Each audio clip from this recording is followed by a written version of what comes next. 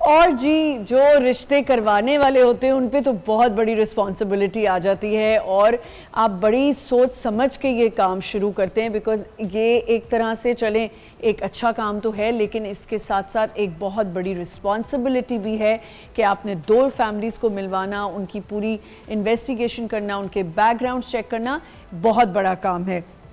हमारे साथ यहाँ पे मौजूद हैं मिसेस अली, डायरेक्टर शादी ऑर्गेनाइजेशन पाकिस्तान। अस्सलाम वालेकुम। वालेकुम अस्सलाम, कैसी हैं आप? मैं बिल्कुल ठीक हूँ। सबसे पहले तो मुझे ये बताएं मिसेस अली कि ये आप काफ़ी यंग हैं और आपने ये जो स्टार्ट किया है ये एक बहुत बड़ा काम है, तो स्ट्रेस हुआ था स्टार्ट करने से पहले?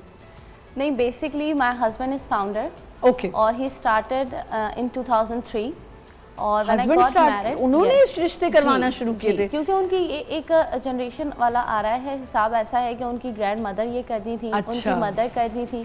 देन उन्होंने इसको आप समझें एक ऑफिशियली अनाउंस किया शादी ऑर्गेनाइजेशन के नाम से 2003 में। ठीक है। And when we got married in 2018, आप भी वैसे मिली थी उनको? नहीं ऐसा नहीं। तो इन 2018 मैंने फिर इस चीज़ को टेक ओवर करा है। अच्छा, आपने उसके बाद से आप दोनों मिलके अब कर रहे हैं? अब मैं ही ज़्यादा देखती हूँ क्योंकि बट मेरे सिर्फ कहने का मकसद ये है कि मुस्कान आपका नाम है, राइट?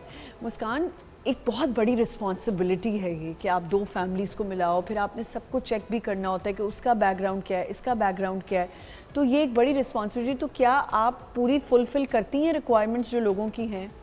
बिल्कुल करते हैं। जब भी 2003 से ये दायरा चल रहा है एंड जब भी मैं आपको कही थी कि आप स्टार्ट करें, I will tell you miss Amna कि हमारी जो ऑर्गेनाइजेशन इस टाइम काम कर रही है वो पूरे कराची में प्राइम लोकेशंस पे अपने ऑफिसेस लेके बैठी हुई है और हमारे पास अभी 120 का फीमेल स्टाफ मौजूद है। अच्छा, इन 3 ब्रांचेस। ठीक है।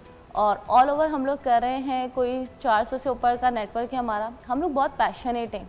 ठीक है, रिश्ते कराने में बैठी हुई हैं। हाँ जी। They both are passionate about their careers. हाँ जी। हम भी इतना पैशनेट हैं अपने इस काम को लेकर कि हम लोग तकरीबन 16 to 18 आवर्स काम करते हैं, because we understand this thing, this is a very huge responsibility. बहुत बड़ी रिस्पॉन्सिबिलिटी है। अच्छा, फ्रॉड्स पे तो हम आएंगे, पर मेरी यहाँ पे दो ये हसीनाएं बैठी हुई हैं, इनसे बात करती हूँ। हरीम, आप तो you just got married, right? कितना अर्सा हुआ है? 3 महीने भी पूरे नहीं हुए अभी 3 महीने नहीं हुए। चले, मुबारक हो आपको फिर से, न्यूली वेड हैं आप। हरीम ने तो कर ली शादी। अब हरीम, ये मैं पूछूंगी कि ये क्या प्रोसेस था? You are not married, right? अब ये जो रिश्ते फ्रॉड्स होते हैं, ये कभी आपने इनकाउंटर किए हैं?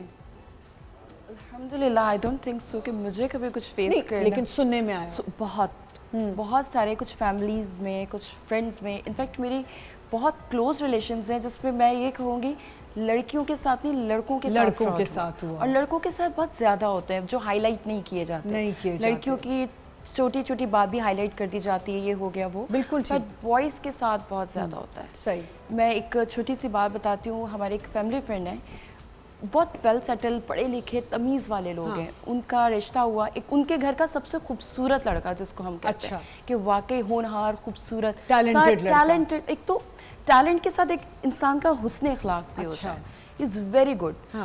बट उसकी शादी की है फैमिली ने। फैमिली शादी करने के बाद सेटल हुई बाहर। अच्छा। जैसे बाहर सेटल हुई है, उनका जो पहला बेबी है वो भी बाहर हुआ। अच्छा। अब वो लड़का इस तरह का कुछ बिजनेस में था, इस तरह की जॉब में था, वो पाकिस्तान छोड़ के नहीं जा सकता था। हर बंदा नहीं मेंटली तैयार होता मुल्क, और हर बंदा बाहर के लिए उतना ईगर भी नहीं होता। एग्जैक्टली।